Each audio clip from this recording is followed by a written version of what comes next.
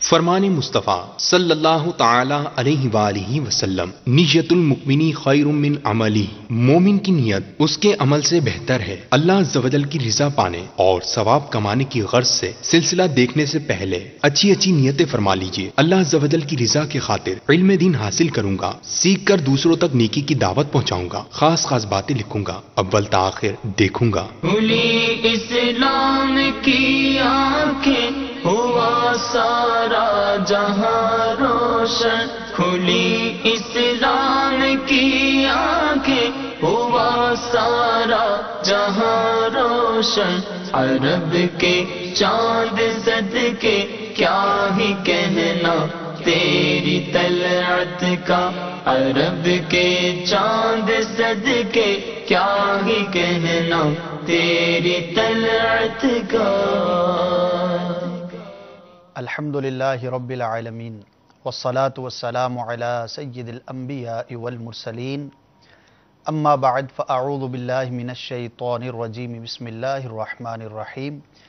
الصلاة والسلام علیک یا رسول اللہ وعلی آلک واصحابک یا حبیب اللہ، الصلاة والسلام علیک یا نبی اللہ وعلی آلک واصحابک یا نور اللہ۔ تمام مدنی چینل کے ناظرین کو سلسلہ فیضان اسلام میں ایک مرتبہ پھر مرحبا۔ انشاءاللہ عز و جل آج بھی حسب معمول ایک بڑے ہی یوں سمجھیے کہ سوسائٹی کے اہم پہلو پر گفتگو کا سلسلہ ہوگا۔ ہمارا آج کا موضوع ہے مہمان نوازی۔ جی ہاں، کبھی آپ مہمان بنتے ہیں تو کبھی میزبان۔ ظاہر ہے انسانی تعلق ہے، رشتہ داری کا تعلق ہوتا ہے، دوستانے کا تعلق ہوتا ہے، ہمسائیگی کا تعلق ہوتا ہے۔ مختلف مواقع پر، مختلف ایونٹس پر ملاقات کے دوران آتے جاتے ملاقات کرتے، کبھی ہم مہمان ہوتے ہیں اور کبھی ہم میزبان ہوتے ہیں۔ ظاہر ہے کہ کوئی بھی شخص ان دو پہلوؤں سے خالی نہیں ہو سکتا۔ اسلام ہمیں ہر شعبے کے بارے میں رہنمائی کرتا ہے۔ بینگ اے مسلم ہمیں کن باتوں کا خیال رکھنا ہے، اور اسپیشلی ہمارے معاشرے میں آج کل جو ان معاملات کو دیکھتے ہوئے جن مشکلات کا سامنا کرنا پڑتا ہے، بعض اوقات جو ہے وہ بڑی ہی تکلیف دہ صورتحال ہو جاتی ہے۔ بعض اوقات مہمان پریشان ہوتا ہے تو کبھی میزبان تشویش میں مبتلا ہوتا ہے۔ جی ہاں، اسلام کی تعلیمات اس بارے میں ہمارے لیے کیا ہیں، انشاءاللہ آج اس پر ہم روشنی ڈالنے کی کوشش کریں گے۔ اللہ تبارک و تعالی ہمیں اس اہم موضوع کو بھی صحیح طور پر سمجھنے کی اور عمل کرنے کی توفیق عطا فرمائے۔ اچھی نیتیں کر کے بیٹھیں گے تو انشاءاللہ برکتیں زیادہ ملیں گی۔ اللہ تبارک و تعالی کی رضا حاصل کرنے کے لیے اول تا آخر سلسلہ دیکھیے۔ اسی طرح یہ نیت دل میں حاضر ہونی چاہیے، خیال ہونا چاہیے کہ جو کچھ یہاں پر بیان کیا جائے گا، قرآن و سنت کی بات بیان کی جائے گی، انشاءاللہ اس پر عمل کروں گا۔ میرے اندر اگر کوئی کمی پائی جاتی ہے جس کی آج نشاندہی کی گئی تو میں انشاءاللہ اس کو دور کرنے کی کوشش کروں گا، اور جو بھی سنتیں، آداب اور جو بھی باتیں یہاں پر بیان کی جائیں گی جن پر عمل کرنا ضروری ہے، اس پر عمل کرنے کی بھی ضرور کوشش کروں گا۔ اللہ تعالی ہم سب کو عمل کی توفیق عطا فرمائے۔ پیارے آقا صلی اللہ تعالی علیہ وآلہ وسلم کی بارگاہ میں درود و سلام کا نذرانہ پیش کرنا ہر مسلمان کے لیے بڑی ہی سعادت کی بات ہے۔ بہت فضائل ہیں، بہت کمالات ہیں، بڑی برکتیں ہیں۔ ایک روایت کا مفہوم ہے کہ کل بروز قیامت تم میں سے میرے زیادہ نزدیک وہ ہوگا، میری قرب میں زیادہ وہ ہوگا جس نے دنیا میں مجھ پر کثرت سے درود پڑھے ہوں گے۔ صلو علی الحبیب صلی اللہ تعالی علی محمد صلی اللہ تعالی علیہ وآلہ وسلم۔ مفتی صاحب آج بڑا ہی انٹرسٹنگ موضوع ہے، لیکن جیسا کہ ہم نے اعلان بھی کیا تھا کہ جو کچھ اہم سوالات رہ جاتے ہیں گزشتہ موضوع سے متعلق تو اس کو ہم آئندہ سلسلے میں شامل کرتے ہیں۔ تو موضوع کی طرف بڑھنے سے پہلے میں چاہوں گا کہ گزشتہ جو ہمیں میسیجز موصول ہوئے تھے ان میں سے جو باقی ماندہ تھے اس کے اگر کچھ جوابات ہو جائیں، پھر انشاءاللہ ہم اپنے موضوع کے متعلق سوالات کی طرف بڑھیں گے۔ بسم اللہ الرحمن الرحیم۔ پچھلے سلسلے میں میسیجز تو کافی زیادہ تھے، لیکن اس میں زیادہ تر وہ تھے کہ جو ہمارے موضوع سے متعلق نہیں تھے، ٹھیک ہے، لیکن ان میں سے دو تین کا جواب میں عرض کرتا ہوں۔ ٹھیک ہے۔ ایک تو بڑا اہم سوال یہ کیا گیا، کیونکہ ہم جب بات کر رہے تھے تو ہم نے بار بار کہا کہ ہمارے معاشرے کی حالت جو ہے وہ ناگفتہ بھی ہے، ٹھیک ہے، یعنی ایسی ہے کہ واقعی جس پر کلام ہی کیا جا سکتا ہے، اور ایک بہت آئیڈیل صورتحال ہمارے یہاں موجود نہیں ہے۔ اور اس میں بہت بڑا ہاتھ یہ ہے کہ والدین اپنی اولاد کی تربیت نہیں کرتے، ٹھیک ہے، معاشرے کے اندر وہ چیزیں اور وہ صورتیں موجود نہیں ہیں جو لوگوں کی اصلاح اور تربیت کا سبب بنے. صحیح. تو اس پر یہ کسی نے سوال کیا کہ کیا یہ ضروری ہے کہ انسان کا غلطی پر ہونا معاشرے یا والدین کی وجہ سے ہو؟ صحیح. کہ اگر کوئی شخص درست نہیں ہے تو اس کا یہ مطلب ہے کہ اس کے والدین کا قصور ہے یا اس کے معاشرے کا قصور ہے؟ صحیح. تو اس میں یہ ہے کہ ایک بہت بڑا حصہ تو ایسا ہو سکتا ہے کہ جہاں پر معاشرے کا قصور ہو یا والدین کا قصور ہو، لیکن بعض اوقات ایسا بھی ہوتا ہے کہ اچھی سے اچھی تربیت کے باوجود بھی لوگوں کی ایک تعداد ہوتی ہے کہ جو کسی بھی طرح سدھرتی نہیں. صحیح. یعنی اچھے سے اچھے معاشرے کے اندر بھی یہ ہوتا ہے، ایک وہ چیز کہ جو معاشرے میں بڑی ہی شدت کے ساتھ رائج ہوتی ہے، اس کے برعکس عمل کرنے والے لوگ بھی اسی معاشرے میں موجود ہوتے ہیں. ٹھیک ہے. یعنی مثال کے طور پہ دنیا کے اندر جن کو ویلفیئر کنٹریز کہا جاتا ہے، یعنی فلاحی ریاستیں، کہ جہاں پر مینرز اور اس طرح کی چیزوں کا بہت خیال رکھا جاتا ہے، وہاں پر بھی ڈاکو، چور اور ایک سے بڑھ کے ایک بدماش وہاں پر بھی مل ہی جاتا ہے. تو اس لیے یہ ہے کہ معاشرہ اور والدین بعض اوقات اپنی ذمہ داری پوری کرتے ہیں، لیکن اس کے باوجود کچھ لوگ اس سے بالکل جدا ہی روش پر چل رہے ہوتے ہیں. تو یہ فطرت انسانی ہے. ایسا تو نہیں ہو سکتا کہ 100% لوگ، یعنی اربوں کے اربوں لوگ تمام کے تمام ایک ہی مزاج، ایک ہی انداز کے بن جائیں. ایسا نہیں ہو سکتا. یہ اللہ تعالیٰ کی شان تکوینی یا حکمت تکوینیہ جو ہے وہ بھی اس کے، یعنی یہ اس کے بھی مطابق نہیں ہے. اچھا، اب یہ ہے کہ کیا بالکل ہی کوئی ان کا عمل دخل نہیں ہے؟ یعنی کسی آدمی کے خراب ہونے میں، غلط ہونے میں، اس کے معاشرتی رویوں کے درست نہ ہونے کے اندر والدین کا اصلاً کوئی قصور نہیں یا معاشرے کا اصلاً کوئی قصور نہیں ہے؟ تو ایسا نہیں ہے. بہت بڑا حصہ انہی دونوں چیزوں کا ہوتا ہے. اب خود دیکھ لیں کہ وہ والدین جو اپنے بچوں کی تربیت پر توجہ دیتے ہیں، انہیں آداب سکھاتے ہیں، انہیں دین سکھاتے ہیں، انہیں طور طریقہ سکھاتے ہیں، زندگی کا سلیقہ سکھاتے ہیں، چھوٹی چھوٹی بات کے اوپر سمجھاتے ہیں، کھانے پینے، پہننے اوڑھنے، رہنے سہنے، چلنے پھرنے، گفتگو کرنے، بات کرنے، مہمان بننے، میزبان بننے، ہر چیز کے اندر جو اپنی اولاد کی تربیت کرتے ہیں وہ، اور دوسرے وہ کہ جنہوں نے شترے بے مہار کی طرح اولاد کو چھوڑا ہوتا ہے. کبھی اولاد کو نہ کھانے کا طریقہ بتائیں گے، نہ پینے کا طریقہ سکھائیں گے، نہ گفتگو کا ادب سکھائیں گے، نہ ملنا ملانا لوگوں سے کیسا یہ سکھائیں گے، نہ ان کو سلام کرنے کی تمیز بتائیں گے، نہ کسی کے گھر جا کر کیسے رہنا ہے وہ سکھائیں گے، نہ اپنے گھر کے اندر کس طرح رہنا ہے کہ پڑوسیوں کو تکلیف نہ ہو.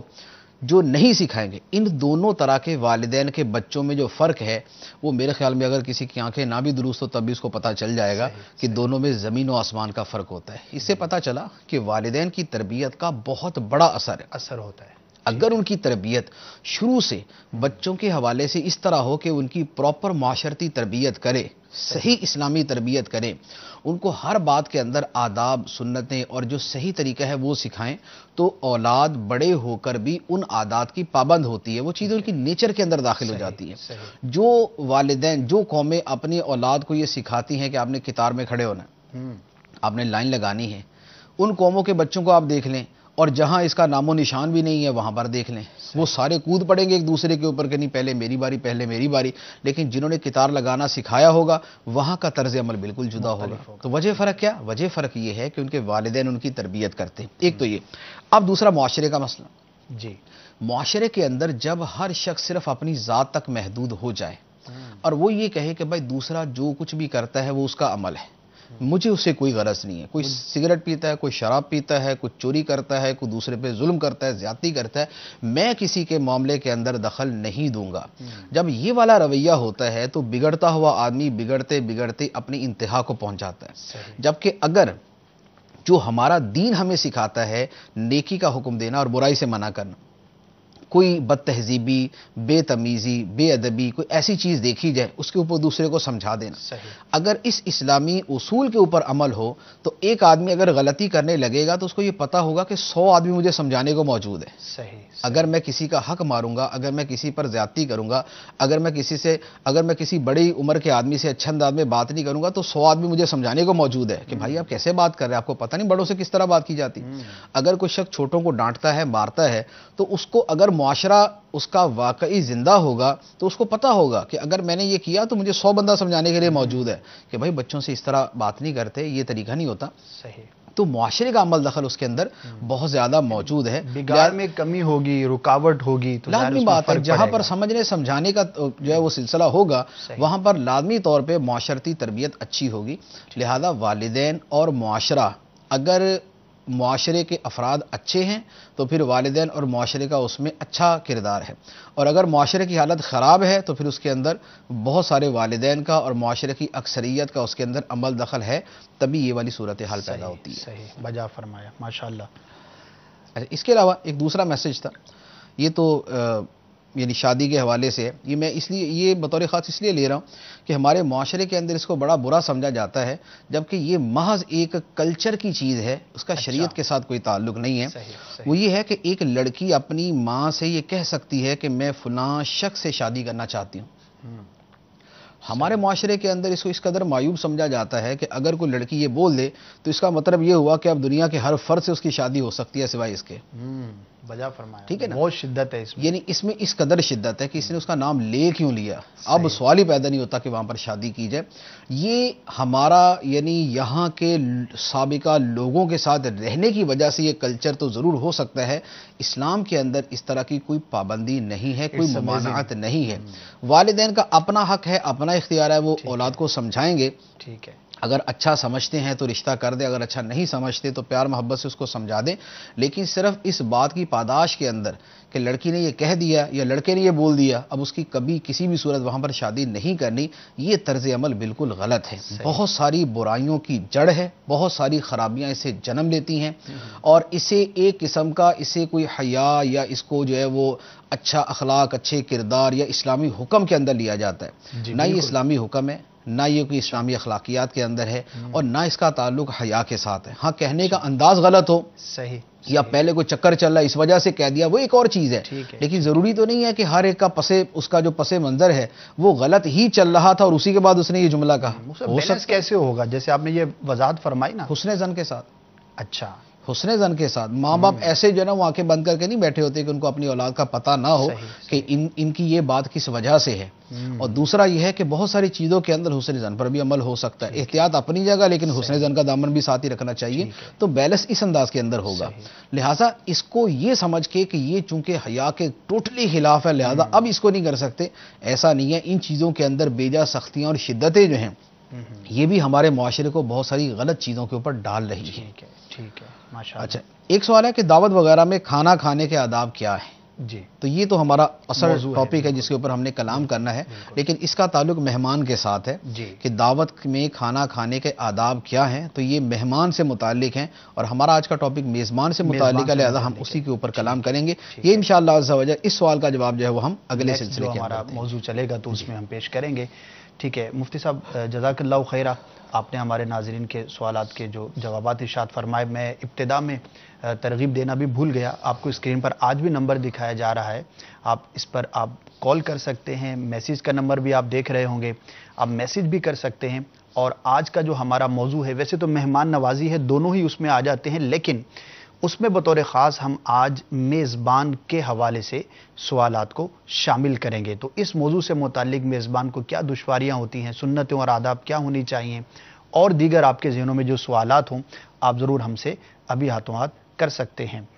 مفتی صاحب، سب سے پہلے یہ ارشاد فرمائیے کہ مہمان اور میزبان کا جو باہمی تعلق ہے معاشرت کے حوالے سے کس قدر اہم ہے، اور اس میں کیا اسلامی احکامات بھی ملتے ہیں؟ مثال کے طور پر میزبانی کے فضائل، اس کے آداب اور دیگر اشیاء کے بارے میں ہمیں شریعت جو ہے وہ کیا رہنمائی ارشاد فرماتی ہے؟ دیکھیں، میزبانی اور مہمانی دونوں وہ لفظ ہیں کہ جنہیں ہر مسلمان سمجھتا ہے کہ ہمارے دین کی یہ چیزیں ہیں. ہمارے دین کے اندر مہمان نوازی کے فضائل کا بیان ہے، اسے ہر کوئی سمجھتا ہے. اور مہمان نوازی کسے کہتے ہیں؟ مہمان نوازی میزبانی کرنے کو کہتے ہیں. ٹھیک ہے، مہمان کو کیسے نوازنا ہے، مہمان کی کیسے خدمت کرنی ہے، اسی کا نام میزبانی ہے. میزبان کا لفظ بڑا خوبصورت ہے کیونکہ جس کا اسلامی تاریخ کا مطالعہ ہے اگر وہ یہ لفظ سنتا ہے تو دو ہستیاں اس کے ذہن میں ضرور آتی ہیں. ایک حضرت ابراہیم علیہ السلام کی ذات مبارکہ، کیونکہ آپ کی مہمان نوازی بڑی معروف تھی، بلکہ آپ کے بارے میں روایات میں یہ موجود ہے کہ آپ کبھی بھی بغیر مہمان کے کھانا ہی نہیں کھاتے تھے. اور اگر کوئی مہمان نہ آتا تو بعض اوقات ایسا بھی ہوتا کہ آپ 3-3 میل پیدل جایا کرتے تھے مہمان کی تلاش میں اللہ اکبر، کہ کوئی مسافر ہو، کوئی پردیسی ہو، کوئی دوسرے شہر سے آیا ہوا ہو تو میں اس کو اپنے ساتھ کھانا کھلاؤں. سبحان اللہ. یعنی آپ کا مہمان نوازی کرنے کا جو انداز تھا وہ ایک بڑا یعنی حیرت انگیز بڑا خوبصورت نمایاں تھا.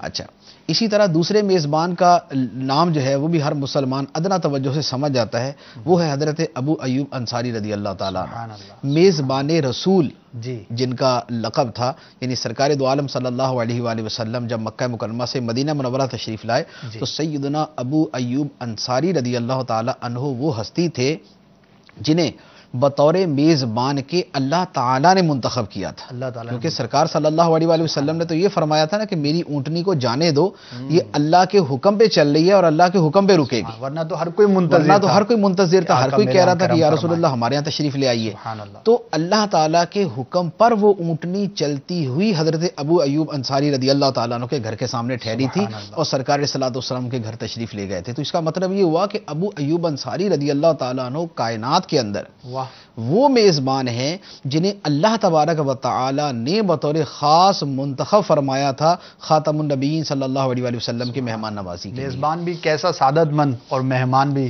تو مخلوق کے آقا. یہ میزبانوں کے اندر ان کا نام بہت زیادہ نمایاں ہے. معروف. اچھا، اب یہ ہے کہ مہمان نوازی کرنا جو ہے یہ سنت انبیاء ہے، یہ سنت سرکار صلی اللہ علیہ وآلہ وسلم ہے، سنت صحابہ ہے، سنت صلحاء اور صالحین ہے، سنت جو ہے وہ تابعین اور دیگر بزرگان دین کی یہ سنت ہے.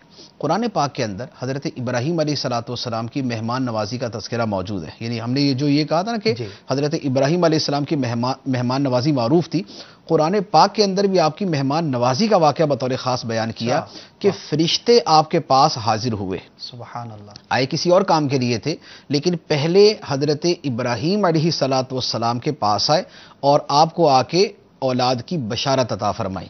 تو اب جب یہ فرشتے آئے تو آئے انسانی شکل کے اندر، ٹھیک ہے، انسانی شکل میں آئے اور حضرت ابراہیم علیہ السلام ان کی مہمان نوازی کے لیے تیار ہو گئے. اچھا، حسب عادت. یعنی قرآن پاک کی آیت مبارکہ ہے کہ حل اتاک حدیث ضیف ابراہیم المکرمین، کہ کیا تمہارے پاس ابراہیم کے معزز مہمانوں کی خبر آئی؟ کیا ابراہیم کے معزز مہمانوں کی خبر آئی جب وہ ان کے پاس آئے؟ اذ دخلوا علیہ فقالوا سلاما قال سلام قوم منکرون. تو اب یہ فرشتے حاضر ہوئے، آ کے بیٹھ گئے. تو حضرت ابراہیم علیہ السلام گئے اور ایک بھنا ہوا بچڑا مہمانوں کے لیے لے کر آئے. سبحان اللہ. فجاء بعجل سمین، ایک موٹا تازہ بھنا ہوا بچڑا ان کے لیے لے کے آئے اور ان کے آگے پیش کر دیا. لیکن چونکہ فرشتے کھاتے نہیں ہیں، کھانے سے پاک ہیں، تو پھر اس کے بعد ظاہر ہو گیا کہ یہ فرشتے ہیں. پھر آگے بات چیت ہوئی ساری.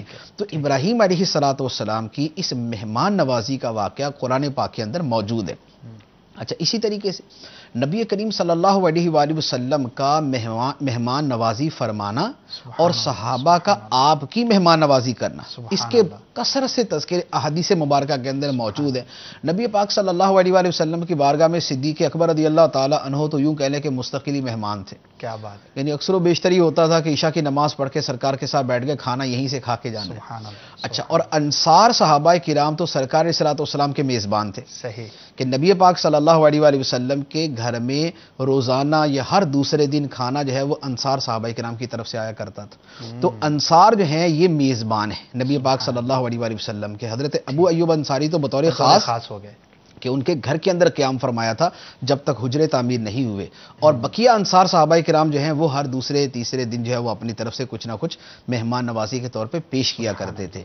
اچھا، اسی طرح احادیث کے اندر سیدنا ابوبکر صدیق رضی اللہ تعالیٰ عنہ کے مہمان نوازی کے واقعات بھی ہیں باقاعدہ، یعنی آپ کے پوری مہمان نوازی کے واقعات. اسی طرح ایک عورت کا تذکرہ احادیث میں ملتا ہے بخاری شریف کے اندر کہ وہ عورت ہر جمعے کی نماز کے بعد نبی پاک صلی اللہ علیہ وآلہ وسلم کی دعوت کیا کرتی تھی. اچھا، واہ. یہ باقاعدہ یہ حدیث مبارک ہے. ایک عرصے تک یعنی ان کا معمول تھا. سبحان اللہ. تو وہ کیا کرتی تھی؟ چقندر کی جڑیں اور گوشت اس کو ملا کر جو ہے نا وہ کھانا تیار کیا کرتی تھی اور اس کی ہر مرتبہ کی دعوت اسی کی ہوا کرتی تھی. اچھا واہ. تو نبی کریم علیہ الصلوۃ والسلام تشریف لے جاتے ان کے ہاں اور کچھ صحابہ کرام بھی منتظر ہوتے تھے کہ سرکار کے صدقے میں ہمیں بھی یہ نصیب ہوگا. تو یوں ایک مستقل دعوت کا تذکرہ یوں بھی ملتا ہے. اسی طرح نبی پاک علیہ الصلوۃ والسلام کا دیگر بہت سارے صحابہ کرام کی دعوت فرمانا، مہمان نوازی فرمانا، یہ بھی احادیث میں موجود ہے. اور اس کے بعد پھر اگر سلف صالحین بزرگان دین کے واقعات پڑھیں تو اس کے اندر بھی مہمان نوازی کا بڑا خوبصورت اور بڑا اعلیٰ درجے کا عنصر موجود ہے. تو خلاصہ کلام یہ ہے کہ مہمان نوازی کرنا یعنی میزبان بننا اور مہمان کی عزت کرنا، تعظیم کرنا، خدمت کرنا، یہ ہمارے دین کے بڑے ہی خوبصورت خصائل میں سے ہے. سبحان اللہ. یہ عمدہ خصائل میں سے ہے. تو لہذا اس کے اوپر اس کو اسی طور پر لینا چاہیے. مہمان نوازی دنیاوی اعتبار سے بھی ایک اچھا وصف شمار کیا جاتا ہے. اس سے ہٹ کر ہمارے لیے جو ہے نبی پاک صلی اللہ علیہ وآلہ وسلم کی سنت کی حیثیت سے اس کی بڑی اہمیت ہے. اس ذہن سے جو ہے وہ کریں گے تو انشاءاللہ ضرور ثواب بھی ملا. اور کیسا محبت بھرا ماحول ہوتا ہے جب کسی کو ہم دعوت پیش کرتے ہیں کہ آپ ہمارے ہاں تشریف لائیے گا، کھانا اکٹھے کھائیں گے، تو اس کے دل میں کتنی خوشی داخل ہوتی ہے. اور مسلمان کے دل میں خوشی داخل کرنا دل جوئی بھی ہے. اور اس سنت کے اندر تو بہت کچھ ہے. اور واقعی ہمیں یہ سنت کی نیت سے کہ یہ بھی ایک حکم شریعت ہے، ایک آداب میں سے، دینی آداب میں سے، اس نیت سے کریں گے تو انشاءاللہ اس کی مزید برکتیں بھی ملیں گی، اس پر ثواب کے بھی ہم حقدار ٹھہریں گے. اور جتنا زیادہ خوبصورت انداز ہوگا انشاءاللہ اس کی برکتیں بھی اتنی زیادہ ہوں گی. ہمارے آقا صلی اللہ تعالی علیہ وآلہ وسلم کی تو کیا بات ہے، صحابہ کرام کے ساتھ جو آپ کا محبت بھرا انداز تھا. کبھی آپ صحابہ کے ہاں تشریف لے جاتے، کبھی صحابہ آپ کے ہاں حاضر خدمت ہوا کرتے تھے. تو معاشرے کی ایک بڑی ہی خوبصورت یہ ایک بات ہے، بڑا ہی خوبصورت ایک تعلق ہے مہمان ہونا اور میزبان ہونا. لیکن بات پھر وہی آتی ہے کہ ہم بطور خاص ان چیزوں پر بھی نظر رکھیں اور غور کریں کہ جب یہ اتنا خوبصورت ایک عمل ہے اور دونوں طرف سے اس کے اندر بڑی ہی خوبصورت چیزیں پائی جاتی ہیں، لیکن مفتی صاحب معاشرے کے اندر آج ایک کامن، بہت سارے ناظرین بھی ایگری کریں گے کہ جب کسی کو پتہ چل جائے کہ اب مجھے میزبان بننا ہے، کسی مہمان کے آنے کی اطلاع ملے یا کوئی سوچے کہ میں کسی کو اپنے ہاں بلاؤں تو بڑا گھبرا سا جاتا ہے، گھبراہٹ سی طاری ہو جاتی ہے. جب یہ اتنا خوبصورت عمل ہے اور اتنا ہی ہمارا اہم پہلو ہے معاشرت کا، تو اس کی کیا وجہ ہے؟ آپ کیا سمجھتے ہیں؟ آپ کے کیا تجربات ہیں، مشاہدات ہیں؟ اور آپ اپنے علم کی روشنی میں ارشاد فرمائیے کہ لوگ فی زمانہ میزبان بننے سے کیوں گھبراتے ہیں؟ دیکھیے اس کی دو صورتیں ہوتی ہیں. ایک تو یہ ہے کہ کسی خاص وجہ سے، کسی خاص وقت میں کوئی آدمی اس وجہ سے اس سے گھبراتا ہے میزبان بننے سے. ایک یہ ہے کہ مستقل ہی اس کی یہ کیفیت ہے. تو دونوں کے اندر فرق ہوگا.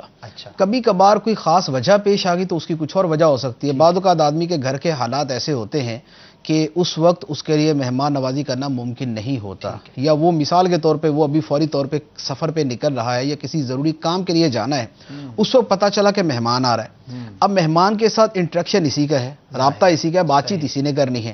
تو اب اس کے لیے بڑی مشکل ہو جائے گی. جیسے مثال کے طور پہ ہم اپنی مثال لے لیں کہ اگر ہم سے کوئی ملنے آ جائے اور سیم ٹائم ہمیں اس وقت بیان کے لیے جانا ہے، اب ہم بیان کے لیے جانے کے اندر بھی وہ اس میں کھڑے، بالکل ادھر سے فون آ گیا کہ آپ کے مہمان آ رہے ہیں، تو اس وقت آزمائش ہو جاتی ہے. تو اب اس طرح کی مصروفیات کوئی وجہ بہت سارے لوگوں کے ساتھ ہو سکتی ہے. یا بعض اوقات کیا گھر میں لڑائی ہو رہی ہے، میاں بیوی کی لڑائی اور اوپر سے مہمان کا فون آ گیا کہ میں پہنچ رہا ہوں، موڈ آف ہے. اب پہلے ہی اس کی طبیعت جو ہے وہ خراب ہے، پہلے مزاج اس کا جو ہے وہ آؤٹ ہے بالکل. اس وقت مہمان آئے گا تو تو اب یہ پرٹیکولر ایک وجہ ہوگی نا، ایک خاص وجہ ہوگی جس کی وجہ سے ناپسند کرتا. اچھا دوسرا ہے کہ مستقل بنیادوں پر آدمی مہمان نوازی کو ناپسند کرتا ہے. اس میں طرز عمل جو ہے وہ بہرحال یہ نہیں ہونا چاہیے کہ آدمی مہمانوں کو برا سمجھے، یہ نہیں ہونا چاہیے. وجہ یہ ہے کہ مہمان نوازی یہ اعلیٰ اخلاق میں سے ہے، اچھے اوصاف میں سے ہے، اسلام کی اچھی خوبیوں میں سے ہے اور اسلام کی تعلیمات میں سے ہے. لہذا ایسا تو نہیں ہونا چاہیے کہ اصلاً ہی آدمی مہمان کو ناپسند کرے، اس فعل سے ہی دور بھاگے کہ اب اس کو کوئی وجہ نہیں بھی ہے تب بھی وہ پریشان بیٹھا ہوا ہے یار مہمان نہ آئے میرے گھر پہ. یہ چیز جو ہے یہ تو سخت ناپسند ہے، یعنی یہ تو شریعت کے اندر بالکل ناپسندیدہ ہے اور یہ اچھے اخلاق اور اچھے کردار سے محروم آدمی کی علامت ہوگی. اچھا اب دوسرا یہ ہے کہ لوگ میزبان بننا کیوں پسند نہیں کرتے. اس کی بعض اوقات تو ذاتی وجوہات ہوتی، مستقل وجوہات، ذاتی وجوہات ہوتی، اور بعض اوقات کچھ ایسی وجوہات ہوتی ہیں جن کا تعلق مہمان کے ساتھ ہوتا ہے. اب ذاتی وجوہات میں بعض اوقات بخل ہوتا ہے. ایک آدمی بخیل ہے، وہ اپنی ذات پر اور یا اس سے آگے بڑھے تو اپنے گھر والوں پہ تو خرچ کرنے کو تیار ہے، لیکن مہمانوں کو کھلاتے ہوئے اس کو جو ہے وہ تکلیف ہوتی ہے، یہ پھر بخل کی علامت ہے۔ اگر یہ بخل ہے تو یہ پھر باطنی مرض ہے، یہ مذموم ہے۔ اچھا، دوسرا یہ ہے کہ ایک آدمی لوگوں سے ملنا ہی پسند نہیں کرتا، ٹھیک ہے، وہ کہتا ہے بھائی میرے پاس کوئی نہ ہے، میں کسی کے پاس نہیں جاؤں گا، مہربانی آپ اپنے گھر پہ رہے، میں اپنے گھر پہ خوش ہوں۔ دنیا میں اکیلے آئے تھے، اکیلے جانا ہے۔ یہ جو ہے کہ لوگوں سے ملنے ہی کو وہ پسند نہیں کرتا، یہ بھی اچھا نہیں ہے، لیکن یہ ہمارے اس موجودہ معاشرے کی برائیوں میں سے ہے کہ لوگ اپنی دنیا میں مگن ہیں، اپنے گھر میں مشغول ہیں، اپنے کاروبار، تجارت اور اپنے ضروری تعلقات کو تو نبھاتے ہیں، لیکن اپنے بہن بھائی، رشتہ دار، پرانے دوست، احباب، یہ وہ ان سے ملنے سے وہ کتراتے ہیں۔ یہ جو کترانا ہے یہ محض اس وجہ سے ہے کہ بھائی میری کوئی پرائیویسی کے اندر دخل نہ دے، میں اپنی موج مستی میں جیسا اچھا چل رہا ہوں میں ویسا ہی چلتا رہوں۔ ایک مصنوعی خولسا بنایا ہوا ہوتا ہے، ایک مصنوعی خولسا بنایا، یا آدمی پیسے والا ہو جاتا ہے تو اپنے غریب رشتہ داروں کو، غریب دوستوں کو ملنا پسند نہیں کرتا۔ یہ جو وجوہات ہیں یہ تو سخت مذموم ہے، یعنی ان وجوہات سے کہ آدمی بس اپنی ذاتی دنیا بسا کر ہی تنہا ہو جائے اور لوگوں سے میل ملا بند کر دے، یہ ہماری شریعت میں مطلوب نہیں ہے۔ ہمارے دین کے اندر یہ ہے کہ اگر خلوت یوں ہی اختیار کرنی ہے تو پھر وہ اللہ کے لیے ہو، یعنی خلوت کی تو اجازت ہے ہمارے دین کے اندر، بلکہ حکم ہے کئی صورتوں میں، لیکن وہ ہے گناہوں سے بچنے کے لیے، نہ یہ کہ مطلقاً لوگوں سے ملنے ہی کو ناپسند کرتے ہوئے آدمی یہ کرے کہ بھائی میری موج مستی کے اندر کو خلل نہ ڈالے۔ تو یہ وجہ جو ہے یہ مذموم ہے۔ تو یہ بعض اوقات تو یہ وجوہات ہوتی ہیں کہ بخل ہے، یا آدمی دوسروں سے کٹنا اچھا لگتا ہے، اسے ملنا پسند نہیں ہے اسے، اس وجوہات سے۔ اور بعض اوقات ہمارے معاشرے کے اندر جو لوگوں کا حال ہے کچھ وہ اسباب بنتے ہیں اور وہ بہت بڑے پیمانے پہ ہیں۔ وہ کیا کہ مہمان جو ہے بذات خود اس کو بھی تمیز نہیں ہے مہمان بننے کی، یعنی مہمانوں کی حرکتیں آدمی دیکھ دیکھ کے اتنا اکتا چکا ہوتا ہے کہ وہ پھر یہ کہتا ہے کہ بھائی میرے پاس نہ ہی کوئی مہمان آئے نا تو اچھا ہے۔ وجہ کیا؟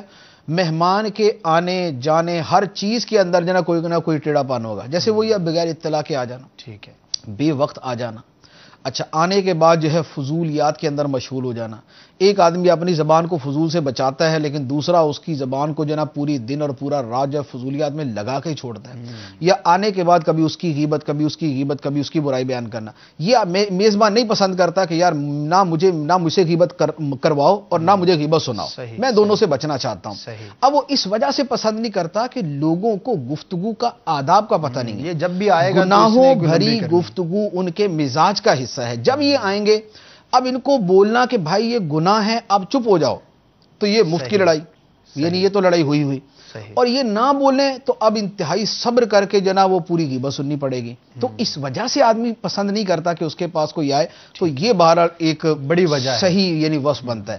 اچھا، یا پھر یہ ہے کہ بعض مہمان ایسے ہوتے ہیں کہ آپ پوری دنیا بھی پیش کر دیں وہ راضی نہیں ہوں گے، وہ کبھی خوش ہی نہیں ہوں گے۔ مجھے نمکین کھلایا تو ساتھ میں میٹھا نہیں تھا، میٹھا تھا تو اس معیار کا نہیں تھا، اس کے اندر کوئی جناب اس میں اگر زردہ تھا یا کھیر تھی تو اس کے اندر نٹس وغیرہ نہیں ڈالے ہوئے تھے، اگر جو ہے وہ نمکین بنایا تھا تو ایک ہی ڈش تھی، 2 ڈشیں نہیں تھی، اور اگر یہ ڈش تھی تو اس طرح کے معیار کی نہیں تھی، اس میں یہ خامی۔ تو اب مہمان اگر ایسے اوصاف کا حامل ہوگا تو کون سا میزبان ہے جو اس کو پسند کرے گا؟ تو لہذا بعض اوقات مہمان کو پسند نہ کرنا ان وجوہات کی بنا پر بھی ہوتا ہے۔ تو یہ ہیں ہمارے معاشرے کی وہ چیزیں کہ جس میں آدمی میزبان بننا اتنا زیادہ پسند نہیں کرتا، اس میں اب ذاتی غلط وجوہات ہیں تو پھر اس کا ازالہ ہونا چاہیے، اور اگر درست اور اچھی وجوہات ہیں کہ واقعی وہ غیبت سے اپنے آپ کو بچانا چاہتا ہے اور مہمان کسی صورت اس کو بچنے نہیں دے گا، یا یہ ہے کہ وہ اتنی زیادہ تنقید کرتا ہے کہ خام خواہ آدمی اپنی طبیعت خراب کرتا ہے، تو اب اس صورت کے اندر جیسے مجھے ایک دوست نے بتایا، کہنے لگا کہ میں نے ایک بڑے اچھے دوست کو دعوت دی اور اس کے سامنے کھانا رکھا، کھانا بڑا مزیدار، بڑا اچھا کھانا۔ اب مہمان نے آخر میں کیا کہا کہ کھانا تو بہت اچھا ہے لیکن جیسے سڑی مچھلی کی بو ہوتی ہے نا ایسی بو آ رہی ہے اس سے۔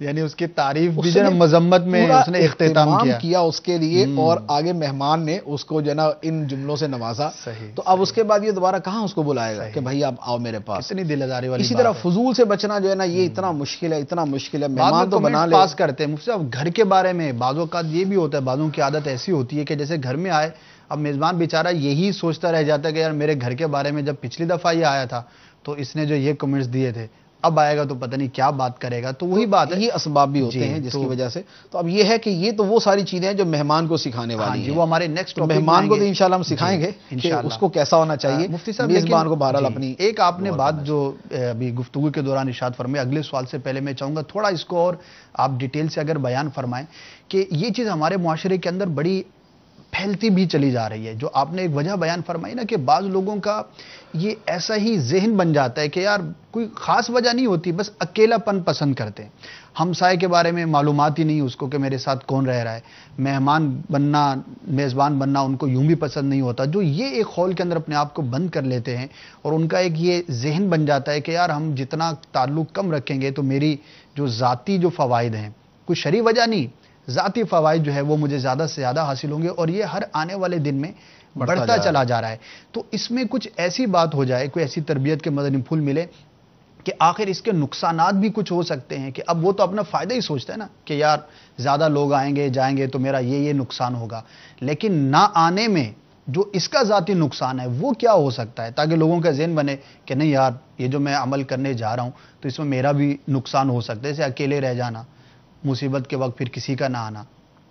دیکھیں جیسے پڑوسی ہیں یا عام مسلمان ہیں, ان کے باقاعدہ حقوق بیان کیے گئے, یعنی احادیث مبارکہ ہے نا کہ پڑوسیوں کے یہ حقوق ہیں. اچھا, اسی طرح مسلمان کے یہ حقوق ہیں. اب اس میں جیسے ایک عام سی چیز آپ کو عرض کرتا ہوں کہ مسلمان کا بھی حق ہے اور پڑوسی کا بھی حق ہے کہ اسے سلام کیا جائے. صحیح. بیمار پڑے تو اس کی عیادت کی جائے, اگر اس کے گھر میں نقصان ہو جائے تو اس کی تعزیت کی جائے, اگر اس کو کوئی حاجت ہے اور یہ مدد کر سکتا ہے تو یہ اس کی مدد کرے. یہ پڑوسیوں کے بنیادی حقوق میں اس کو بیان کیا گیا اور یہ مسلمان کے حقوق میں بیان کیا گیا. اب آپ بتائیں کہ اگر جو آدمی بالکل دوسرے سے قطع تعلق ہی کرے گا تو وہ تب تک نہیں ہو سکتا جب تک وہ یہ نہ کرے کہ نہ تو اس کو سلام کرے, نہ اسے بات چیت کرے, نہ اس کی غمی خوشی کے اندر شرکت کرے, نہ اس کے گھر میں کسی بھی صورت کوئی آنا جانا, کوئی ایسے سارے تعلقات ختم کرے گا تو اسے وہ چیز حاصل ہوگی جو آپ کہہ رہے ہیں کہ لوگ حاصل کرنا چاہتے ہیں کہ بالکل تنہائی, خلوت اور اپنی دنیا کے اندر مگن رہنا. تو جب ہمارے ہاں جیسے پڑوسیوں کے ساتھ دو تعلقات تو بطور خاص بیان کیے گئے. نمبر ایک یہ ہے کہ پڑوسی کو تکلیف نہ دی جائے, ٹھیک ہے, ایک تو یہ ہے, اور دوسرا یہ ہے کہ اسے فائدہ پہنچایا جائے. یعنی دو چیزیں ہیں کہ تکلیف نہ دی جائے اور فائدہ پہنچایا جائے. اب تکلیف نہ دی جائے کے اندر تو یہ ہو سکتا ہے کہ آپ اس سے کوئی تعلق نہ رکھے تو آپ نے اس کو تکلیف نہیں پہنچائے, لیکن اس کو فائدہ پہنچانا جو ہے کہ آپ کے گھر میں اچھا کوئی پکا ہے یا آپ نے کچھ اچھا بنایا ہے یا آپ نے لیا ہے تو آپ اس کو دے دیں, یا اس کے گھر میں کوئی خوشی ہوئی ہے تو آپ اس کو مبارک دے دیتے ہیں, یا ان کے ہاں کوئی ترقی ہوئی ہے اور ان کا کوئی دنیاوی دینی فائدہ ہوا ہے تو آپ اس کو مبارک دے دیں, یا عید کا موقع آتا ہے تو آپ عید کے موقع پہ اس کو مبارک دے دیتے ہیں, یا کم از کم مسجد میں جا کے نماز تو دونوں ہمسایوں نے پڑھنی ہے. صحیح. تو نماز پڑھنی ہے اکٹھے, وہاں پر الیک سلیک کرنی ہے. تو یہ پھر ساری کی ساری چیزیں چھوٹیں گی تو اس کا مطلب یہ ہوا کہ دین کے بہت سارے بنیادی احکام تھے جن سے صرف نظر کرنے کے بعد ہی آدمی یہ کر سکتا ہے. صحیح. تو لہذا یوں جو ہے بالکل کہ آدمی کسی سے اصلاً ہی کوئی تعلقات نہ رکھے, یہ ہمارے دین کا مطلوب نہیں ہے. ہمارے دین کا مطلوب یہی ہے کہ دوسروں کے ساتھ غمی خوشی کے اندر آدمی شرکت کرے, ان کے ساتھ الیک سلیک رکھے اور ان کو غمی خوشی کے موقع پر جیسا ان سے سلوک کرنا چاہیے ویسا کرے. ورنہ پھر وہ دن آتا ہے کہ جب پڑوسی مرا ہوتا ہے اور آدمی جنازہ پڑھنے بھی نہیں جاتا. آپ یاد رکھیں کہ یہ واقعہ, یہ حقیقت میں آپ کو عرض کر رہا ہوں کہ جن علاقوں کے اندر یہ ہے نا کہ جناب اس کا بنگلہ اس کے بنگلے سے متصل ہے لیکن 10 سال میں اس کو اس کا پتہ نہیں, اس کو اس کا پتہ نہیں ہے, تو جب ان کا بندہ کوئی مرتا ہے نا تو اس کو یہ بھی نہیں پتا ہوتا کہ یہ مر گیا ہے. اس کو پتا یار صبح گاڑی نکلتی تھی, آج کل گاڑی نکلنا بند ہوگی, پتہ چلا یہ نکل گیا اگلے دنیا میں. تو پھر یہ ہوتا ہے. مجھے ایک دوست نے واقعہ سنایا, اس نے کہا کہ میں ایک شہر میں گیا, پاکستان کا معروف شہر ہے بلکہ بہت بڑا شہر ہے. جی. کہنے لگا کہ میں جا رہا تھا تو میں نے راستے میں دیکھا کہ جنازہ جا رہا ہے, اور جنازے کے جب میں قریب سے گزرا تو میں یعنی حیرت زدہ گیا. یعنی مجھے شوق لگا کہ جنازے کو 4 آدمیوں نے کندھا دیا ہوا تھا, اس میں 3 مرد تھے, 1 عورت تھی. اللہ اکبر. 3 مرد تھے, 1 عورت تھی. یہ کم از کم آج سے میں 12 سے 15 سال پہلے کا واقعہ آپ کو سنا رہا ہوں جب مجھے اس نے بتایا تھا کہ اب عورت کندھا دے رہی ہے جنازے کو. تو کہنے لگا, میں گاڑی سے اترا اور میں نے کہا کہ بھئی آپ ہٹیں, میں کندھا دیتا ہوں. پھر میں نے کندھا دیا, قبرستان تک گیا, سارا کچھ کیا. یہ کیوں ہوا؟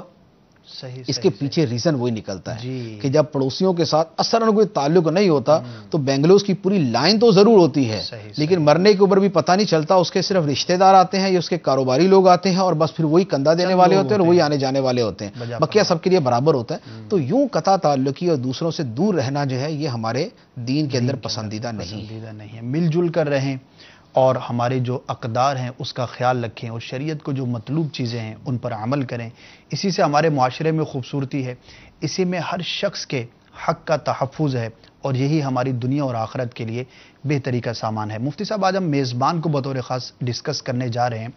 اب ٹھیک ہے، فضیلت سن کر کسی کا ذہن بن گیا کہ نہیں مجھے مہمان نوازی کرنی ہے، یا فطری طور پر ہی بعض لوگ ماشاءاللہ بڑے ہی مہمان نواز ہوتے ہیں اور خوشی محسوس کرتے ہیں کہ ہمارے گھر پر کوئی آیا، ہم نے اس کو کھلایا، ہم نے اس کی خدمت کی، مہمان نوازی کی۔ تو کچھ یہ بیان ہو جائے کہ شریعت کی روشنی میں میزبان پر مہمان کے حقوق کیا ہیں؟ کوئی شخص اگر یہ جاننا چاہتا ہے کہ یار مجھے یہ پتہ چلے کہ ان چیزوں کا لحاظ رکھنا مجھ پر شرعاً بڑا اہم ہے، بڑا ضروری ہے، تو وہ کیا حقوق ہیں کہ جن کا میزبان کو لحاظ رکھنا ضروری ہوگا؟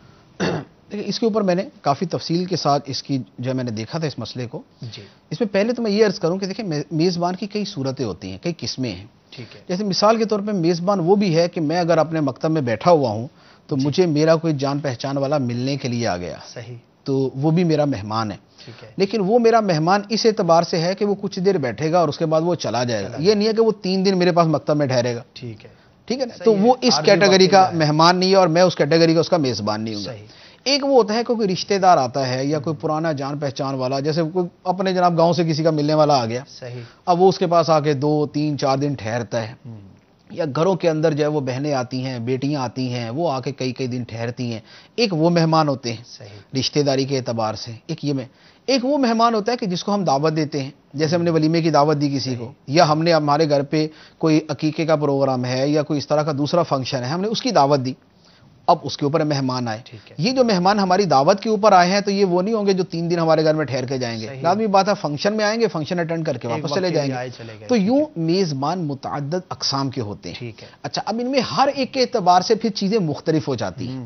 ایک وہ جو آپ کے پاس ایسے ہی آ گیا، ایک وہ جو آپ کے پاس بطور خاص کسی وجہ سے آیا اور اس کا 2 3 دن قیام ہے، ٹھیک ہے، ایک وہ ہے کہ جس کو آپ نے دعوت دے کر بلایا اور کسی وہ آپ کے خاص پاس موقع آئے، پر۔ خاص موقع کے اوپر بلایا، تو ہر ایک کی مختلف چیزیں۔ ٹھیک ہے، اب میں جنرل چند چیزیں میں عرض کرتا ہوں، مرحبا، جن میں کچھ وہ چیزیں ہیں کہ جو تو ہمارے دین میں واضح طور پہ بیان ہی کی ہوئی ہیں، لیکن اس کے ساتھ کچھ چیزیں وہ ہیں کہ جو ہم اپنے معاشرے کے اندر جب دیکھتے ہیں تو اس کے اعتبار سے ہمیں سمجھ آتا ہے کہ یہ چیزیں ہونی چاہیے۔ جی، اب جیسے مثال کے طور پہ پہلے نمبر پر تو بنیادی حدیث مبارک ہے، بخاری اور مسلم شریف کی حدیث ہے، نبی کریم صلی اللہ علیہ وآلہ وسلم نے فرمایا کہ جو اللہ اور آخرت پر ایمان رکھتا ہے اسے چاہیے کہ مہمان کی عزت کرے۔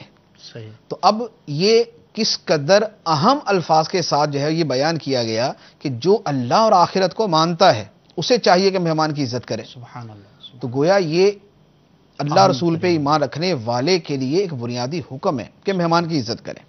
اچھا، اب جو ہے جو چیزیں ہمارے ہاں رائج ہیں جن کے اندر اصلاح کی حاجت ہوتی، اب دیکھیں، پہلی بات تو یہ ہے کہ جیسے جب کسی کو دعوت دی جاتی ہے، دعوت کسی کو دی تو اب یاد بھی رکھا جائے کہ میں نے کسی کو دعوت دی ہے، اچھا ایسا بھی ہے، یعنی یہ آپ کو پتا ہے کہ یہ ہوتا ہے۔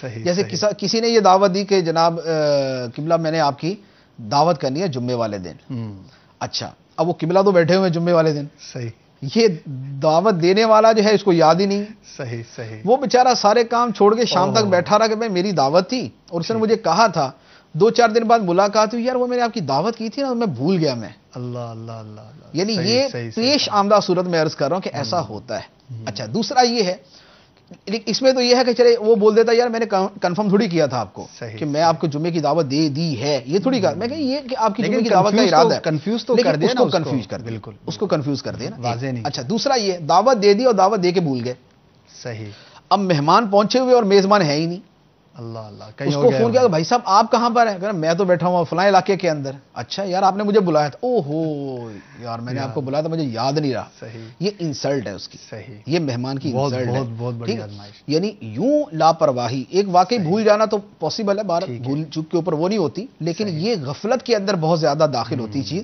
تو یہ ایک اور چیز بن جاتی. تو کسی کی دعوت دی جائے، اول تو یہ کہ اس کو کنفرم کیا جائے کہ آپ کی دعوت، یہ نہ کہا جائے کہ فلاں دن آپ کی دعوت کا ارادہ ہے. صحیح صحیح. اور یا پھر یہ ہے کہ ساتھ یہ کہہ دیا جائے کہ فلاں وقت تک اگر میں آپ کو اوکے کر دوں تو ٹھیک ہے، آپ تشریف لائیے گا، اگر میں نہیں فون کرتا تو آپ سمجھیے گا کہ پروگرام نہیں ہے. یہ بھی کلیئر ہو گیا، سامنے والا جو ہے نا وہ اس کنفیوژن سے نکل جائے. یہ ہمارے دین کی اتنی بنیادی چیز ہے کہ آپ یقین کیجئے کہ آپ یہ کہ دوسرے کے ذہن کے اوپر دباؤ نہ ڈالیں. صحیح صحیح. ہم یہ سمجھتے ہیں کہ شاید تھپڑ مارنا ہی اس کے حقوق کو تلف کرنا ہے، دوسرے کو کسی انتظار یا کشمکش کے اندر رکھنا، ذہنی کوفت کے اندر مبتلا ہو گیا نا، اندر مبتلا کرنا، یہ بھی اس کے حقوق کے خلاف. اچھا مفتی صاحب اگر اس طرح ڈاؤٹ فل بات کسی نے کی نا، اچھا اب جو ایک تو وہ ہوتا ہے کہ جس کو کسی بھی اپنی عزت کی اتنی پرواہ نہیں ہوتی، لیکن ایک جو بڑا معزز شخص ہے اب وہ اسی کشمکش میں رہے گا کہ یار میں اسے کنفرم بھی کروں یا نہیں. یعنی اس کو یاد ہے اس نے کنفرم نہیں کیا، اب یہ بیچارہ یہ بھی نہیں کہہ سکتا کہ یار آپ نے کہا تھا دعوت کا تو کیا واقعی دعوت ہے. اب یہ کنفرم کرنا بھی بہت اس کے لیے ظاہر بھاری ہوگا کہ یار وہ کہے کہ دعوت کے انتظار میں بیٹھے. جی تو یہ بڑی یہ عجیب و غریب چیز ہے. یعنی اب اس کے اوپر کوئی نص تو نہیں آئے گی کہ جناب یہ نہ کریں، لیکن جو ہمارا دین ہمیں سمجھاتا ہے، ہمارے دین کے کچھ بنیادی ہیں نا کہ آپ دوسرے کو کوفت میں نہ ڈالیں، کہ وہ آپ کے اس انتظار میں رہے، وہ آپ کی اس کشمکش کے اندر مبتلا ہے، وہ اپنے کام کو چھوڑ کے بیٹھا ہوا ہے اور آپ انجوائے کرتے پھر رہے. صحیح. تو ایک تو اس بات کا خیال کیا جائے. اچھا دوسرا یہ ہے کہ دعوت میں جب بہت سارے لوگوں کو بلایا جائے، صحیح، تو ایسے لوگوں کو جمع نہ کیا جائے جن کے مزاج اور انداز میں زمین و آسمان کا فرق. اللہ اکبر، بڑی اہم بات، بڑی اہم بات مفتی صاحب. یعنی اس کو جس کو پیش آیا ہوگا نا وہ تو فوراً بول دے گا کہ بھائی یہ تو واقعی صحیح بات. کیا بلاتے تو ایک طرف تو آپ نے متقین کو جمع کر دیا، دوسری طرف آپ نے بالکل ہی گلوکاروں کو جمع کر دیا ان کے ساتھ. نتیجہ کیا ہوگا؟ ان کی دنیا جو ہے وہ سینما کی، گانا کی، موسیقی کی، کتوں کی اور دوسری ہوگی، ان کی دنیا بالکل دوسری ہوگی. اچھا پھر ان کا آپس میں کوئی ایسا تعلق نہیں ہوگا کہ یہ آپس کے اندر کوئی بات چیت کر سکے. ذرا آتے کھانے پہ تو نہیں ٹوٹ پڑنا نا، بیٹھیں گے بات چیت کریں گے تھوڑا. اچھا اب کیا ہوگا؟ وہ ان سے بیزار بیٹھے ہوں گے، یہ ان سے بیزار بیٹھے ہوں گے، دونوں ہی تکلیف، یہ دونوں تکلیف میں ہوں گے. اور ان دونوں کو تکلیف میں کون ڈالے گا؟ یہ میزبان صاحب. وہ انتظامات میں لگا ہوا ہوگا، وہ انتظامات میں لگا، ان کو بولے گا آپ ذرا شیئر کریں آپس میں، آپ ذرا گیدرنگ رکھیں اپنی، میں آتا ہوں. وہ بیچارے وہ اس کا منہ دیکھ رہا، وہ اس کا منہ دیکھ رہا. اب یہ اس سے کون سا مسئلہ پوچھے یا اس سے کون سی دین کی بات پوچھے، اور وہ اس سے کون سا گانا سننا شروع کر دے کہ بھائی آپ ذرا متعلق ہیں شعبے سے ذرا دو چار بولی سنا دیں مجھے. وہ اچھا اب ان کا اپنا گروپ بنا بیٹھا ہوگا باتیں کرنے کا، ان کا اپنا گروپ بنا ہوگا باتیں کرنے کا. تو ایک اپنائیت اور ایک جو ماحول ہونا چاہیے نا کسی دعوت کے اوپر یا مسلمانوں کے درمیان جیسا ماحول ہونا چاہیے وہ نہیں ہو سکتا. ویری ویری امپورٹنٹ مفتی صاحب کہ میزبان یہ بات کا خیال رکھے کہ میں جن چند لوگوں کو بلا رہا ہوں ان کا آپس کا تعلق کیسا ہے. بہت اہم. تو یہ وہ چیز ہے جو ہمارے اس میں آتا ہے کہ ہم لوگوں کو بلا وجہ آزمائش کے اندر نہ ڈالیں.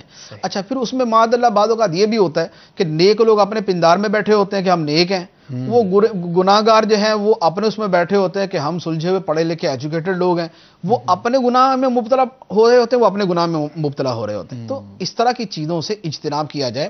یا تو یہ ہو کہ کوئی یعنی کامن چیزیں کچھ تو ہونی چاہیے نا، آخر کچھ لوگوں کو جمع کیا تو کچھ کامن چیزیں ہوتی ہیں کہ جس پر وہ کلام کر سکیں. اب یہاں یہ ہے کہ جیسے مثال کے طور پہ آپ دو چار نیک لوگوں کو یا مذہبی لوگوں کو اس لیے بلاتے ہیں کہ یار ان لوگوں کے ساتھ گفتگو کریں گے، کوئی دین کی بات کریں گے، کوئی اچھی جو ہے وہ آپس میں رابطہ ہو جائے گا، لیک سلیک ہوگی، کوئی آنا جانا ہوگا، کوئی تعلق بن جائے گا، کوئی نیکی کی دعوت کے اندر آسانی ہو جائے گی. یہ اس نیت سے کیا جاتا ہے. صحیح صحیح. اس نیت سے بھی ہمارے اسلام بھائی کرتے ہیں.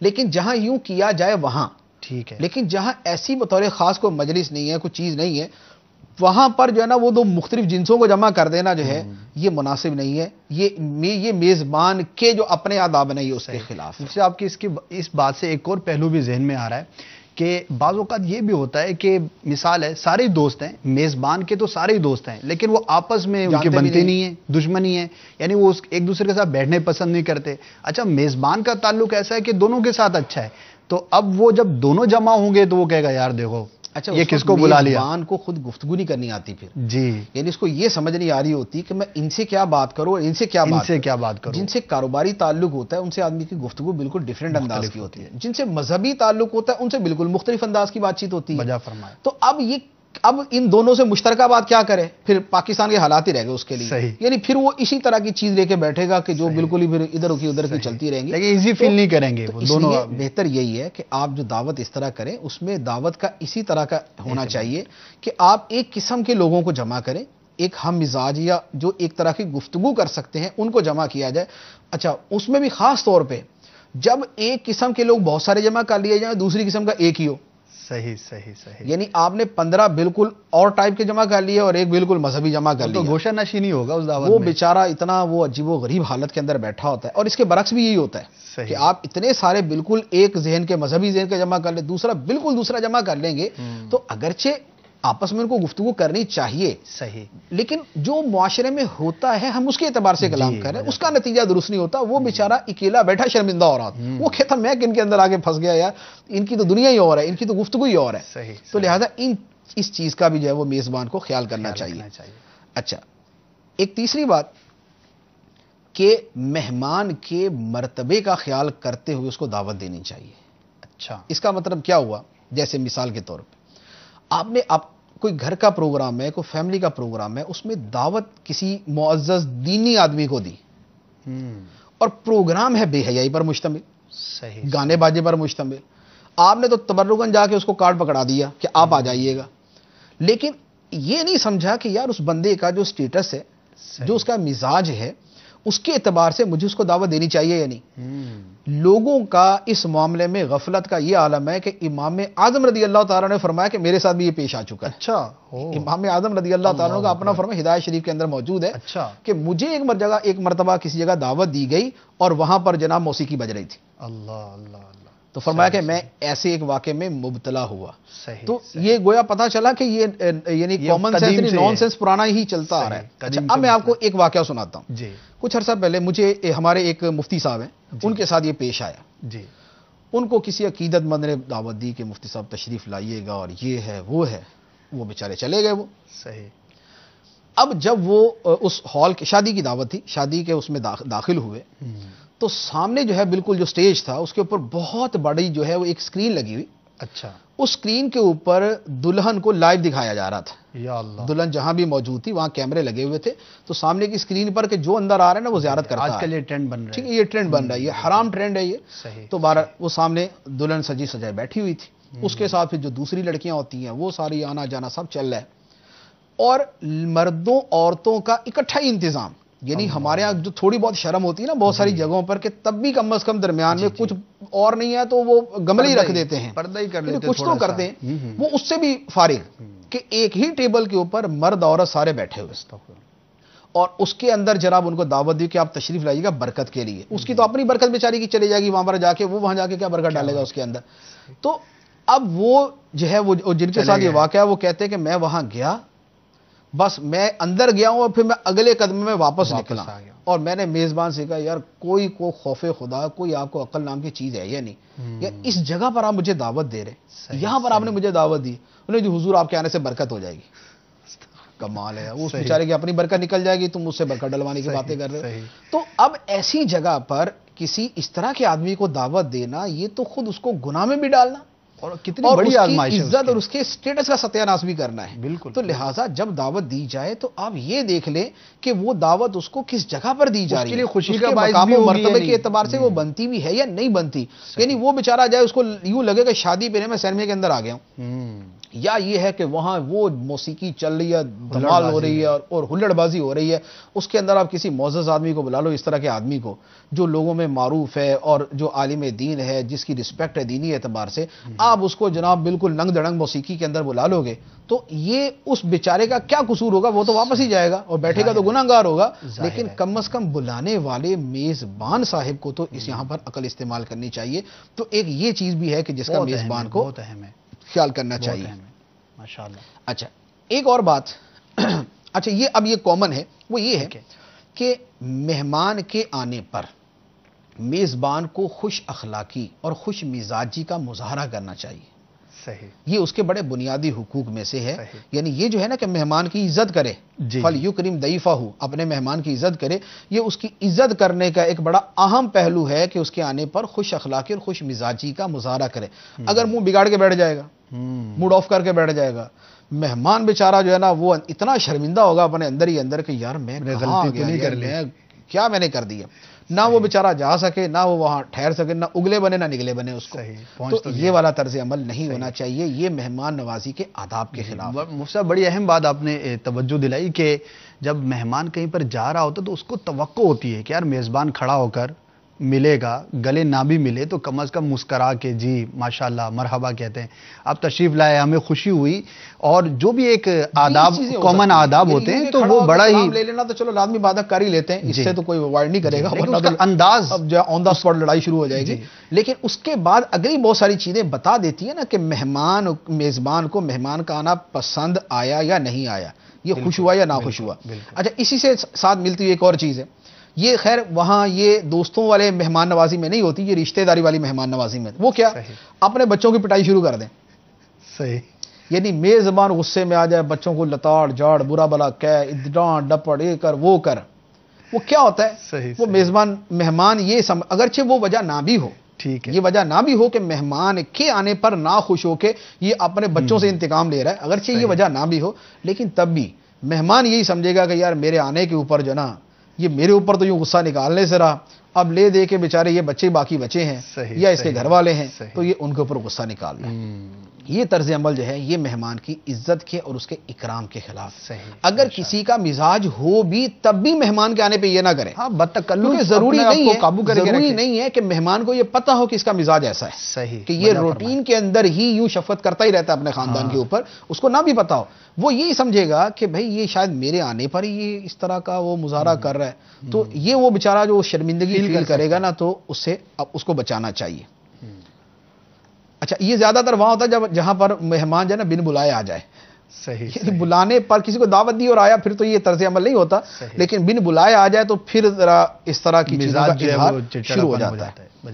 اچھا، ایک اور چیز ہے اور یہ باقاعدہ یعنی شرعی حکم تو پہلے والے بھی تھے سارے جو میں نے بیان کیے، لیکن یہ وہ ہے جس کو بطور خاص تاکید کی گئی ہے کہ اگر کوئی دعوت کی، ایک جنرل دعوت ہے جس میں آپ نے بہت سارے لوگوں کو بلایا، اس میں یہ والا طرز عمل ہرگز نہ کیا جائے کہ پیسے والوں اور امیروں کے سامنے تو اچھے اچھے کھانے رکھ دیے جائیں اور جو غریب اور کمتر لوگ ہیں ان کے سامنے درمیانے درجے کا کھانا رکھا جائے.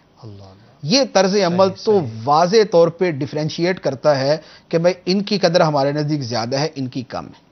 ایک ہے کوئی دینی طور پر معزز ہے، ٹھیک ہے، کہ جس کی تعظیم جو ہے وہ دین کی تعظیم قرار پائے، کوئی عالم دین ہے، کوئی نہایت متقی صالح آدمی ہے، کوئی پیر و مرشد ہے، تو وہاں ہر بندہ سمجھتا ہے کہ بھئی ان کے سامنے آدمی زیادہ لوازمات کا انتظام کرتا ہے، بقیہ کے سامنے کچھ اور کرتا ہے. اس کو کوئی فیل بھی نہیں کرے گا، وہ اتنا واضح ہوگا، فیل نہیں کرتا، بلکہ دوسرے کے سامنے آپ اچھے دوسرے کے سامنے رکھ دیں، وہ اٹھا کے اس کے سامنے رکھ دے گا. لیکن بہرحال جہاں عام لوگ ہیں کہ دنیا داروں کے اندر ہی یہ والا طرز عمل اختیار کرنا یہ مناسب نہیں ہے. یعنی بغیر صرف دنیاوی فرق کی وجہ سے یہ والا طرز عمل جو ہے یہ ان غریبوں کی دل شکنی ہے، یہ ان کا دل توڑنا ہے، تو یہ والا طرز عمل اختیار نہ کیا جائے.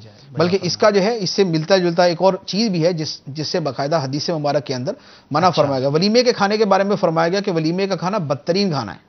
اچھا، یعنی ولیمے کرنے کا حکم بھی ہے، وہ ہمارا شاید ٹائم نہیں آئے گا ورنہ میں اس کے اوپر بڑا لمبا کلام کرنا تھا مجھے ولیمے کے اوپر، کہ فرمایا کہ ولیمے کا کھانا بدترین کھانا ہے، کہ امیروں کو بلایا جاتا ہے، غریبوں کو دھتکارا جاتا ہے. وجہ یہ بیان کی.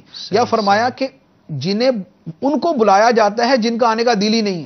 صحیح، وہ پہلے پیٹ بھرے اور جن کا آنے کا دل ہے ان کو نہیں بلایا جاتا. یہ غریب آدمی تو بول رہا ہوتا ہے کہ یار چلو ولیمے کے اوپر ہی میں اچھا کھانا کھا لوں گا. جس کا آنے کا دل ہے اس کو نہیں بلایا جاتا، اور جس کا نہیں آنے کا دل اس کو بلایا جاتا. اس لیے اب کیا ہوگا، بڑے بڑے افسر پیسے والے سب کے پاس بڑی عاجزی کے ساتھ جا کے کارڈ لے کے بیٹھے ہوئے گے، آپ تشریف لائیے گا، بڑی عزت افزائی ہوگی. اور غریب آدمی کو جناب کارڈ پہنچا دیا، چل نوکر کو جا کے دیکھے آ جا.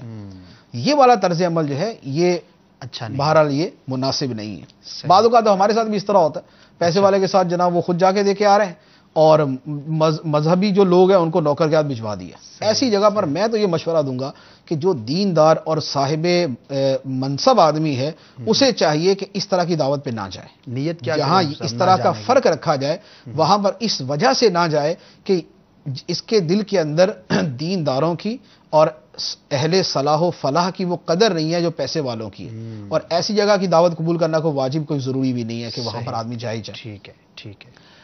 اچھا اسی طرح ایک اور ہے مہمان. اب یہ وہ جو مہمان عام طور پہ 2-4 دن کے لیے آتے ہیں ان کے حوالے سے فرمایا کہ پہلے دن تو پرتکلف کھانے کا اہتمام کیا جائے. عربی میں سے جائزہ کہتے ہیں. جائزہ کا مطلب ہے آپ پرتکلف کھانے کا اہتمام کرتے ہیں. ایک روٹین میں گھر میں پکتا ہے, ایک اچھا اسپیشل اس کے لیے بنواتے ہیں. پہلے دن جائزہ ہے. دوسرے دن جو ما حضر یعنی جو گھر میں ہم خود کھاتے ہیں وہی اس کے لیے بھی مہیا کر دیں. اور اس کے بعد جو ہے اس کے بعد پھر روٹین کے اندر جو بھی چلتا ہے وہ پھر چلایا جائے. یعنی دوسرے دن اس کا تکلف کم کر لے, دوسرے تیسرے دن چوتھے دن سے بالکل اس کی جو مہمان نوازی کا وہ معاملہ ہے وہ ختم ہو جاتا ہے. تو اب یہ پھر موقع محال کی مناسبت سے ہے. وہ بھی رشتہ دار ہوتے ہیں جو مہینہ بھی آ کے رہے تو ہمیں کوئی تکلیف نہیں ہے. یعنی لوگوں کی ان کی سسٹرز ان کی بیٹیاں ان کے گھر آ کے رہتی ہیں تو وہ مہینہ بھی رہتی ہیں تو ان کو ایسی کوئی تکلیف نہیں ہوتی, خوشی ہوتی ہے, چل رہا ہوتا ہے سارا. اور کوئی وہ ہوتا ہے کہ تیسرے دن کے بعد جو ہے نا وہ لگ رہا ہوتا ہے یا وہ دعائیں مانگ رہے ہوتے ہیں کہ یہ واپس ہی چلا جائے. صحیح صحیح. اچھا ایک مہمان کے حوالے سے مفتی صاحب میرا خیال ہے آپ کے پاس ماشاءاللہ کافی سارے مدنی پھول ہوں گے اور سلسلے کا وقت جو ہے وہ آلموسٹ ختم ہو چکا ہے. میں 2-3 چیزیں میں عرض کروں انشاءاللہ اس کے بعد یہ ٹائم تو میرے سامنے لکھا ہوا ہے.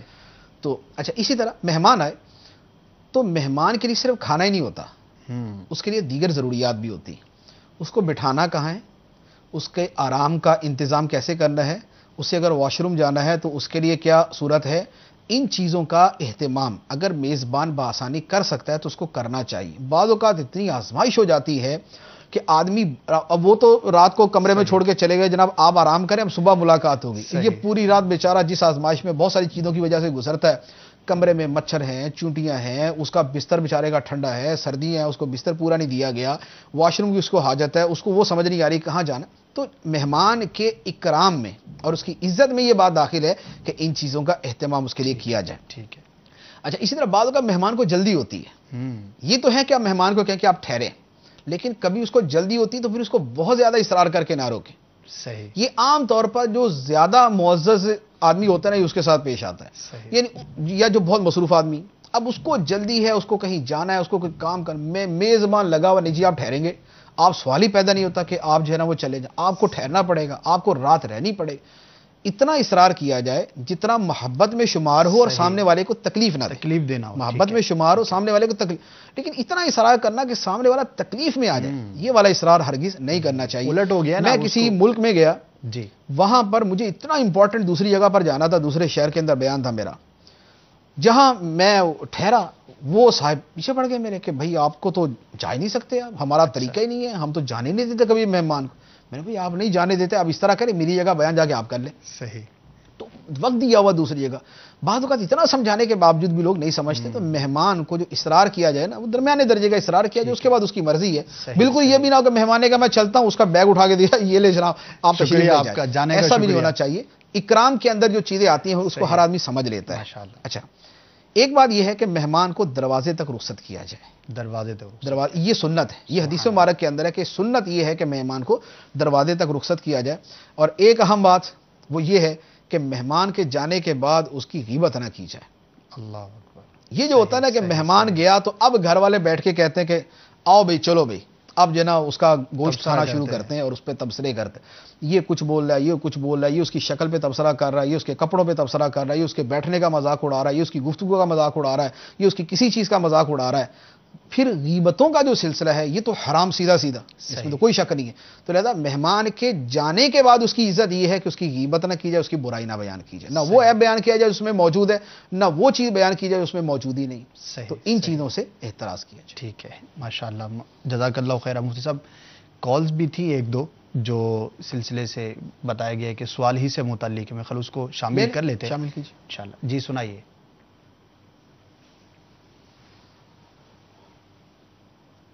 یہ مفتی کی بارگاہ میں میرا یہ سوال ہے کہ انہوں نے یہ کہا ہے کہ اپنے خور میں باندھ رہیں, ایک دوسرے کے ساتھ تعلق رکھیں. ہم اس وجہ سے تعلق نہیں رکھتے کہ آج کل چونکہ گھروں میں بے پردگی کا ماحول ہوتا ہے, تو اس وجہ سے اگر کوئی بندہ اس میں تعلق نہ رکھے تو کیا وہ بھی گناہگار ہوگا؟ جی مفتی صاحب، اس میں یہ ہوتا ہے، دیکھیں بنیاد ایک اصول تو یہ ہے کہ تعلقات ہونے چاہیے، ٹھیک ہے، اچھا دوسرا اصول یہ ہے کہ جہاں کوئی شرعی وجہ ہے تعلقات نہ رکھنے میں، وہاں پر اجازت ہے کہ تعلقات نہ رکھے جائیں، اچھا، یہ تو ہے اصول۔ صحیح، بات یہ ہے کہ جب اس اصول کو کسی اسپیسیفک کیس کے اوپر آپ اپلائی کرتے ہیں کہ اس بندے کا کیس کیا ہے، پھر اس کی صورتحال دیکھ کر اس کو بتایا جاتا ہے، تو لہذا اجمالی طور پر یہ کہنا مشکل ہے کہ کون سی صورت میں کیا اختیار کیا جائے۔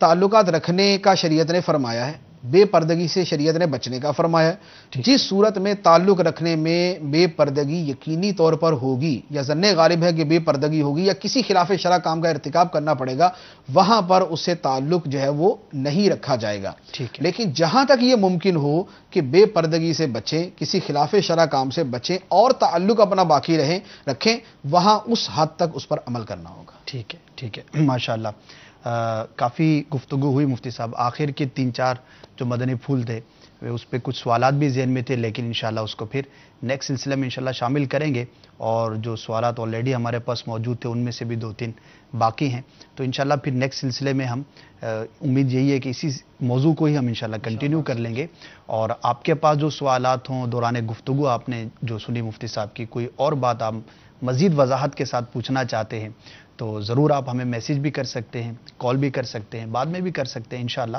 ہم جمع کر لیں گے، اور کوشش یہی ہے کہ جتنا زیادہ سے زیادہ ہماری رہنمائی ہو، ہمارے مسلمان، ہمارے اسلامی بھائی، اسلامی بہنیں اپنی زندگی کو، اپنی معاشرت کو خوبصورت سے خوبصورت بنائیں، اللہ تبارک و تعالیٰ کے احکامات کے مطابق بنائیں، اور یہی دعوت اسلامی کا مدنی مقصد بھی ہے۔ تو انشاءاللہ عز و جل جب ہم اپنی اصلاح کی کوشش کریں گے، آداب معاشرت کا خیال رکھیں گے، تو ہمارا معاشرہ سنتوں کا گہوارہ بنتا چلا جائے گا۔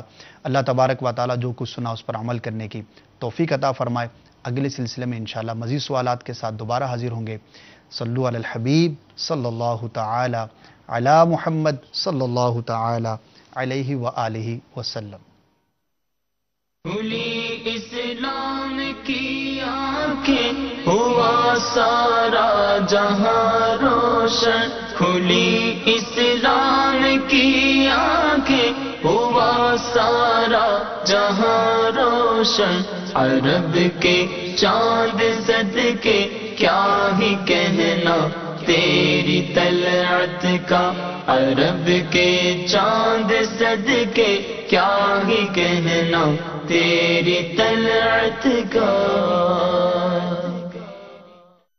فرمان مصطفیٰ صلی اللہ تعالی علیہ وآلہ وسلم، نیت المؤمنی خیر من عملی، مومن کی نیت اس کے عمل سے بہتر ہے۔ اللہ عز و جل کی رضا پانے اور ثواب کمانے کی غرض سے سلسلہ دیکھنے سے پہلے اچھی اچھی نیتیں فرما لیجئے۔ اللہ عز و جل کی رضا کی خاطر علم دین حاصل کروں گا، سیکھ کر دوسروں تک نیکی کی دعوت پہنچاؤں گا، خاص خاص باتیں لکھوں گا، اول تا آخر دیکھوں گا۔ میں مبلغ بنوں سنتوں کا، خوب چرچا کروں سنتوں کا، ہو کرم بہر خاک مدینہ۔ الحمدللہ رب العالمین، والصلاة والسلام علی سید المرسلین، اما بعد فاعوذ باللہ من الشیطان الرجیم، بسم اللہ الرحمن الرحیم۔ الصلاة والسلام علیک یا رسول اللہ وعلی آلک واصحابک یا حبیب اللہ۔ الصلاة والسلام علیک یا نبی اللہ وعلی آلک واصحابک یا نور اللہ۔